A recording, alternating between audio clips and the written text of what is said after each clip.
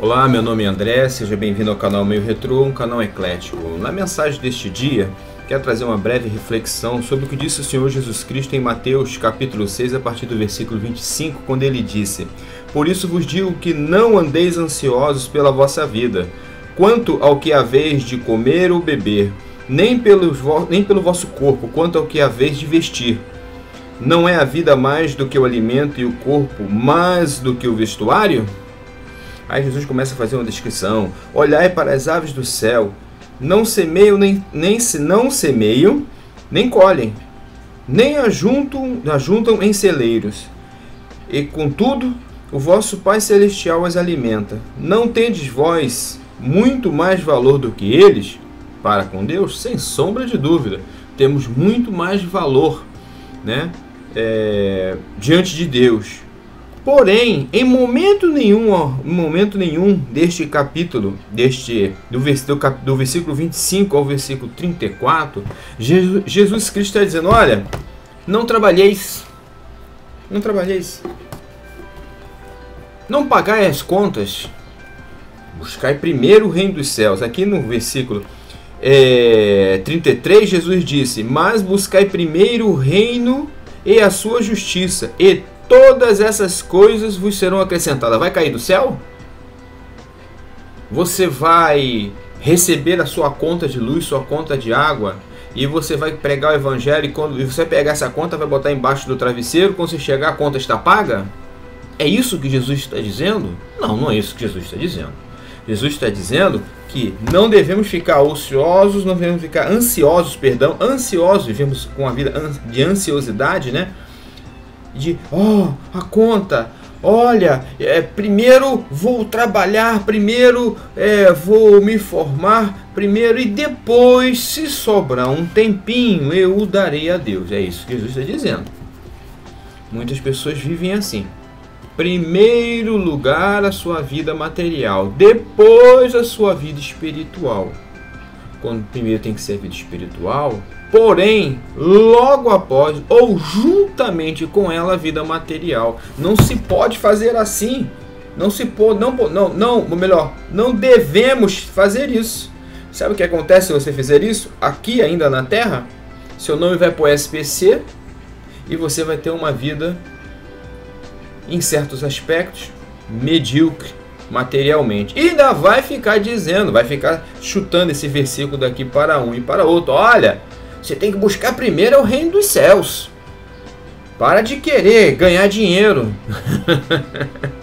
Como se a pessoa quisesse ganhar dinheiro só por ter dinheiro. Alguns querem isso, que alguns, eu tenho nada a ver com os alguns. Você, servo de Deus, serva de Deus, que está trabalhando para pagar suas contas, ter seu nome fora do SPC e do Serasa, para você que está querendo ser dizimista e ofertante, você está querendo ajudar, contribuir para ajudar uma pessoa,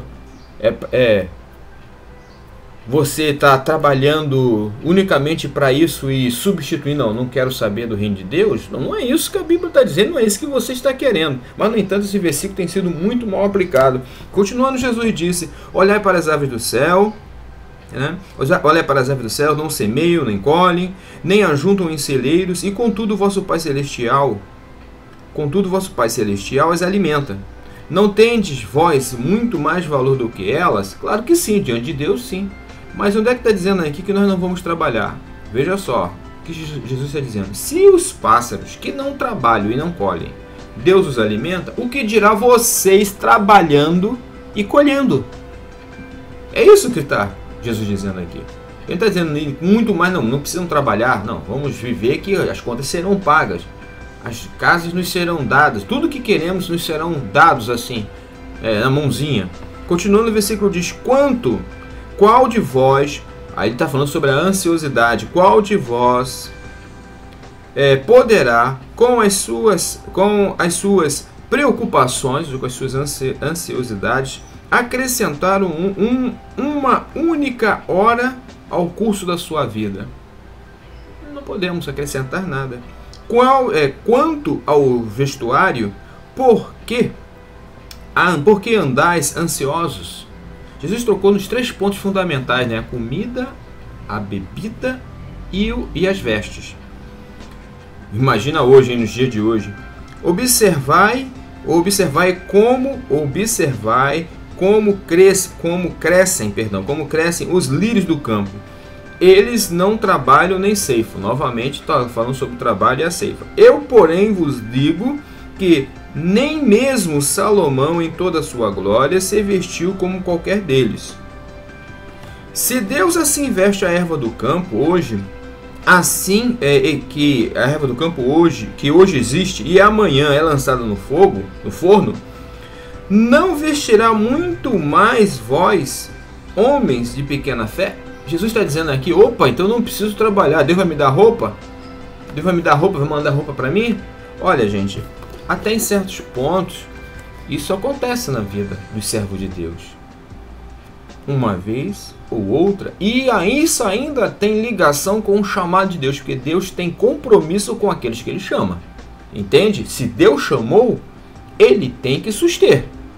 Agora, Deus chamou os apóstolos. Vamos lembrar do apóstolo Paulo? Ele fazia a tenda.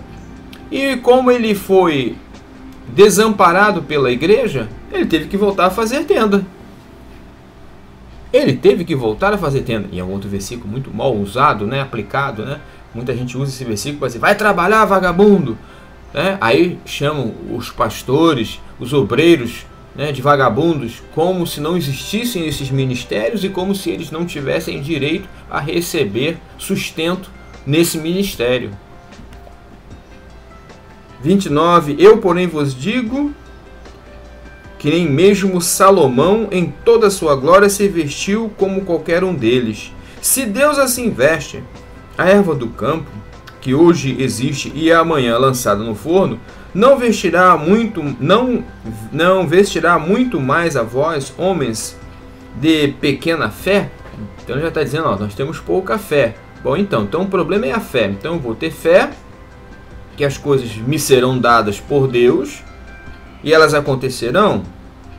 Portanto, não andeis ansiosos dizendo, que comeremos, que beberemos, ou com o que nos vestiremos. É muito importante,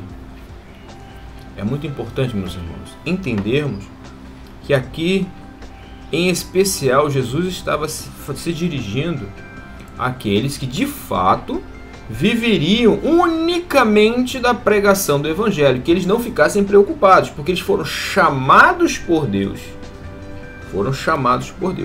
Porém, também há um outro fator muito importante. Gente, esse era o início da igreja. Assim como a oração do Pai Nosso é um modelo, está aqui, de uma certa forma, é um modelo. Foi um modelo inicial. Hoje, né, quando você está doente, você pede a Deus para curar, sim, mas você procura um médico. E não está errado, não.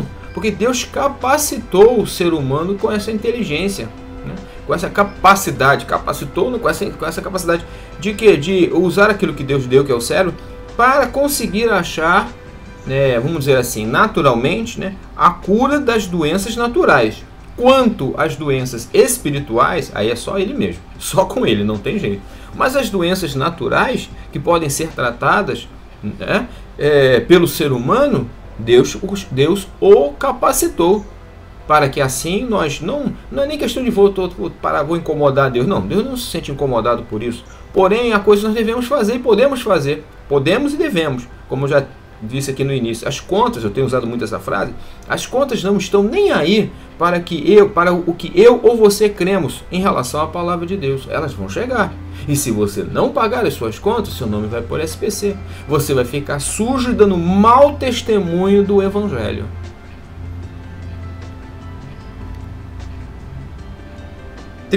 Portanto, não andeis ansiosos, dizendo, que comeremos, que beberemos, ou com que nos vestiremos? Pois os gentios procuram todas essas coisas.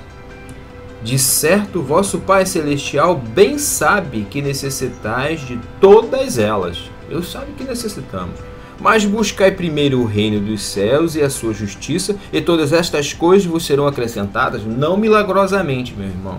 não milagrosamente. Principalmente se você não foi chamado por Deus para um ministério específico. Como eu já disse, quando Deus chama, Ele sustenta.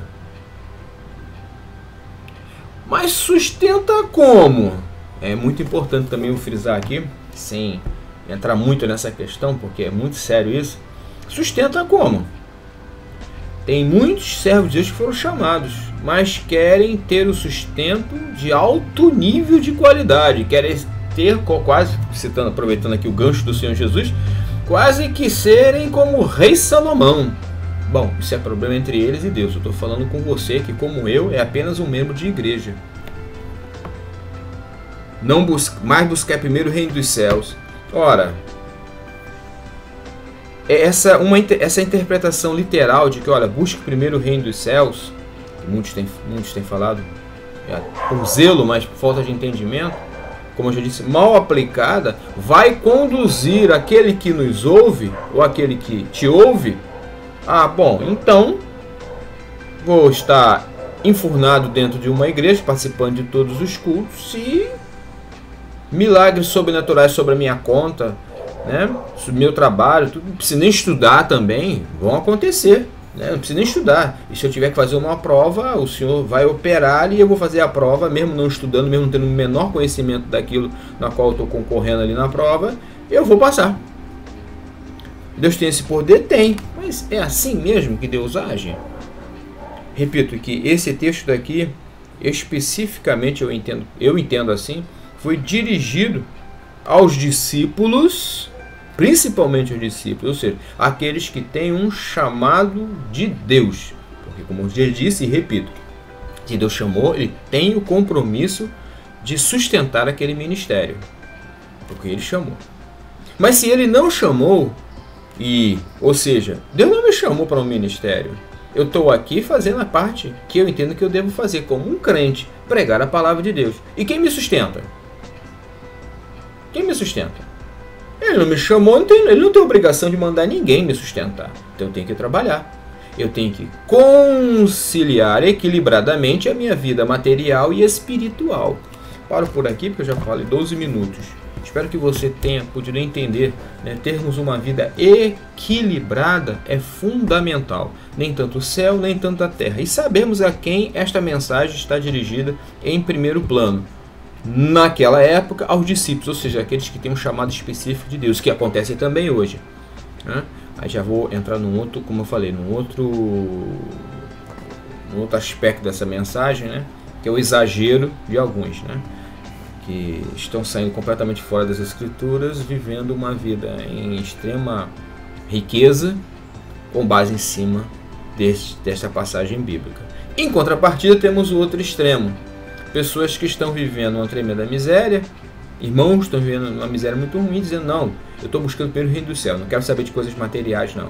E por isso tem, como eu já disse, seu nome sujo no SPC. Termino dizendo o seguinte, o meu pastor que me batizou foi já contei essa história em outros vídeos, foi no Ponto Frio comprar um aparelho, não interessa qual era, e ele pediu, quando ele veio abrir o crediário, o vendedor perguntou, qual é a sua profissão? Sou pastor, hein? Pastor, se eu me desculpe, mas nós aqui não abrimos crediários para pastores. Ele, por quê? São os piores, os mais mal pagadores. Ele saiu de lá envergonhado pelo mau testemunho dos outros. Aí, vida equilibrada, nem tanto o céu, nem tanto a terra, respeitando cada um, né, o chamado do outro e tendo a convicção, né, se foi ou não chamado para o Senhor. Porque se foi, o Senhor vai te sustentar. Porém, você não vai ter uma vida de Zé Rico milionário, não. Eu não creio nisso. Você vai ter uma vida com o básico necessário para dedicá-la, sem atrapalho algum, à pregação do Evangelho. Deus te abençoe em nome do Senhor Jesus. Tchau, tchau.